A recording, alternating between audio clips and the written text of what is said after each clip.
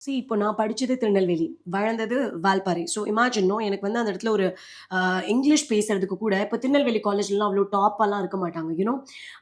They speak only Tamil. இல்லன்னா அங்க Malayalam, Kerala, Tamil Nadu border அவ்ளோதான். ஸோ அந்த எங்களுக்கு ஒரு ஸ்பீக்கிங் ஸ்கில் கூட அவ்ளோ கிடையாது. டூ கம்யூனிகேட் டூ பேஷண்ட் அத தவிர எங்களுக்கு எதுவுமே கிடைக்கல. So I used do think நான் இங்கலாம் ஃபர்ஸ்ட்டு வேலைக்கு ஜாயின் பண்ணப்போ ஐ ஸ்ட்ரகிள்ட் அ லாட். எப்படி பேசணும்? என்ன பேசணும்? ஒவ்வொன்னும் தென் ஐ லேர்ன்ட். உட்காந்து daily you have to read thoroughly அந்த மாரி தான். அது ஒரு ஃபர்ஸ்ட் திங். கம்யூனிகேஷன் எரர் ரொம்ப நெறையா இருக்கும். டவுன் சவுத்ல இருக்கவங்களுக்கு.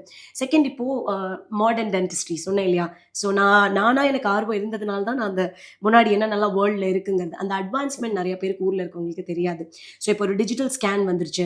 இன்னும் நம்ம ம். வந்து இம்ப்ரஷன் தான் எடுத்துட்டு இருக்கோம் ஊர்ல. So people need to be aware and update themselves. எப்பவுமே அந்த அப்டேட் இருக்காது. ஊர்ல இருக்கவங்களுக்கு அது ரொம்ப ரொம்ப கம்மி. அப்டேட் சுத்தமா இருக்கிறதில்ல.